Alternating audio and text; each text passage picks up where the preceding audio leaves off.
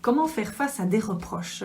Quand on est chef d'entreprise, il arrive, à mon avis, plus d'une fois où certains collaborateurs vous arrivent et vous reprochent une décision, vous reprochent la gestion d'un dossier, vous reprochent la gestion de votre organisation, etc., etc.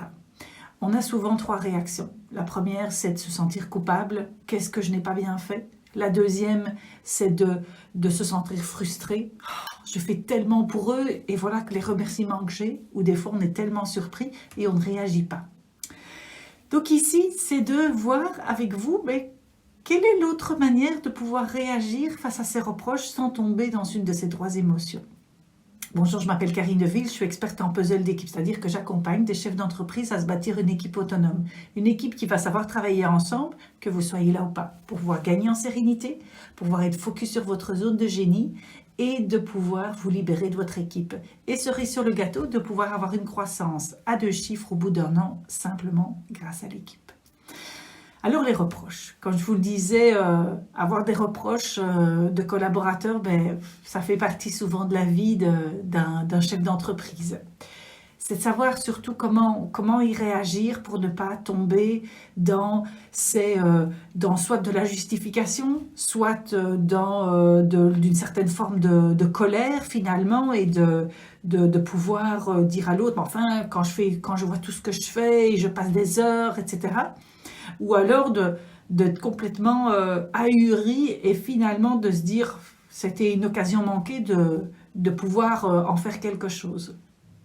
Donc ici, moi, je vais vous proposer de vous poser 3 questions. La première question, c'est est-ce que le reproche que la personne est en train de me faire est un ordre finalement déguisé?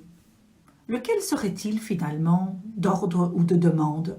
Est-ce que j'ai envie de répondre à cette demande-là ou pas? Alors, soit vous vous posez la question et vous y répondez, soit alors vous pouvez la poser à votre collaborateur. Quel ordre est-ce que tu voudrais me donner? Quelle demande est-ce que tu voudrais me faire finalement?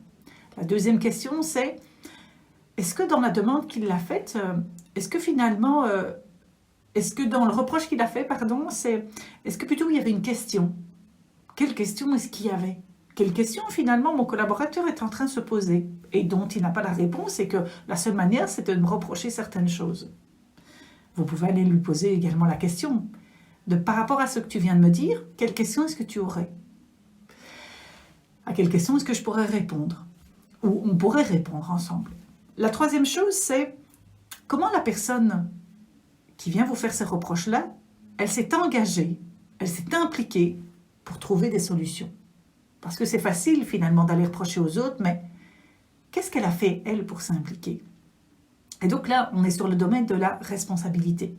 Comment cette personne, finalement, remplit ses responsabilités et où est ma responsabilité dans le reproche qu'elle me fait?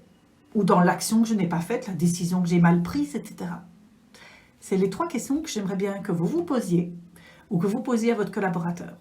Vous verrez, quand vous poserez ces questions-là, ce ne sont plus les mêmes émotions qui vont venir. C'est plus de la culpabilité, ce n'est plus de la frustration ou ce n'est plus de la surprise.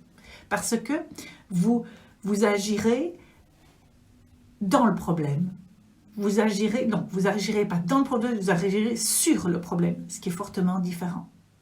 Donc voilà ce que je voulais vous apporter aujourd'hui pour pouvoir travailler les reproches et de plus avoir cette charge mentale, de pouvoir finalement accueillir ces reproches et en faire quelque chose de dynamique avec votre collaborateur.